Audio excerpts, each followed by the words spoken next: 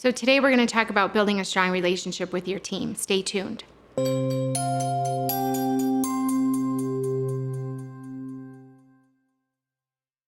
Hey folks, this is Kim. Welcome to livemorenow.net.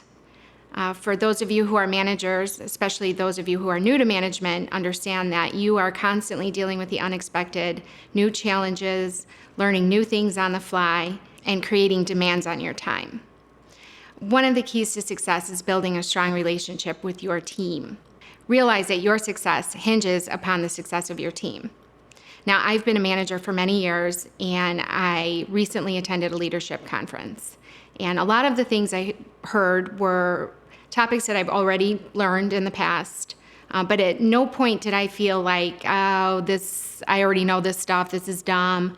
In fact, more often I felt like, wow, I know I should be doing this, but I'm not. So again, it's easy to preach and much harder to practice. So today I've got 5 tips for helping you build a stronger relationship with your team. Number 1, build a culture of listening. Now, you'll find many articles online that talk about active listening, which basically means that you need to look away from your computer, put your phone down, make eye contact with the person on the other end of the conversation, provide emotional feedback. So if somebody's really frustrated, you're going to want to say something like, I can see that you're really frustrated. Something that lets the other person realize that you are in fact listening, you're hearing them. You also want to ask questions, repeat back what they're telling you to make sure that you understand what they're telling you. So something like, if I'm hearing you correctly, you're telling me that you need blah, blah, blah, and wait for their response. You'd be surprised how often you think you understand what they're saying and you actually don't. Now, if you're conducting a meeting, you want to make sure that everybody has an opportunity for their voice to be heard. Allow people time to think through the topic at hand and formulate their own ideas. Number 2, use praise. Now, this might seem rather obvious, but again, this is one of those things that's easy to put on the back burner or just forget to do when you're caught up in your day-to-day demands. But everybody generally likes to hear good job, great work. But the key here is to be authentic in your delivery. So as often as possible, you want to make sure that you're providing specific feedback. So something like, hey, great job on that spreadsheet. It was very accurate. And if you can, explain to that person the benefit of their great work. So again, great job on that spreadsheet. It was very accurate. This allowed us to complete our month-end reports even faster than usual.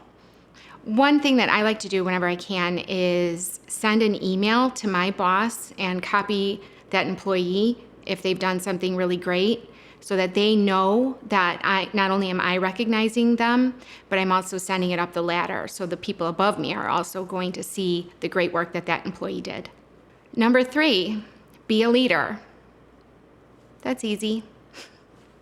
Now, I realize that's a broad topic, and I hope to be taking a deeper dive in future videos. But one thing that you want to do right away to start is realize that people are looking for a leader, and they don't want a buddy who engages in the office gossip. You should be providing objectivity and a different perspective, perhaps at a higher level, providing the big picture to your employees. I've found in my experience that a lot of the day-to-day noise or gossip that's going on is really from a lack of understanding. Number 4, ask questions. So do yourself a favor, folks, and do not walk into your new management role with an attitude like, I'm the boss and what I say goes. If you've been promoted because you are a top performer, let's say you were the best project coordinator on the team and you were promoted to the manager of that group, that doesn't necessarily mean you're going to be the best manager, because it requires an entirely different skill set. So whatever you saw as the weaknesses or the issues at hand in your department, before you implement any new procedures or policies, make sure that you're asking questions to the entire team and you understand the nuances from different people's perspectives. Everybody's different.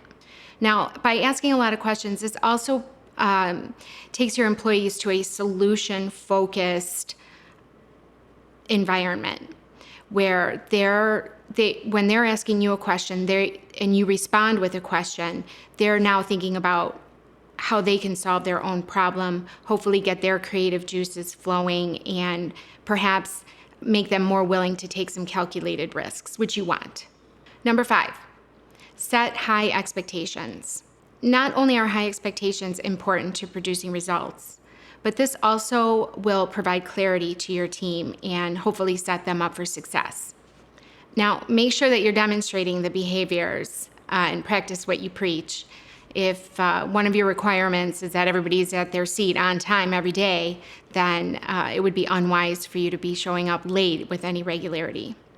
Now, Steve Jobs once said that a leader inspires people to do things that they never thought they could. So by creating a yes, you can culture, not only will you lift performance, but it'll also demonstrate your belief in your team.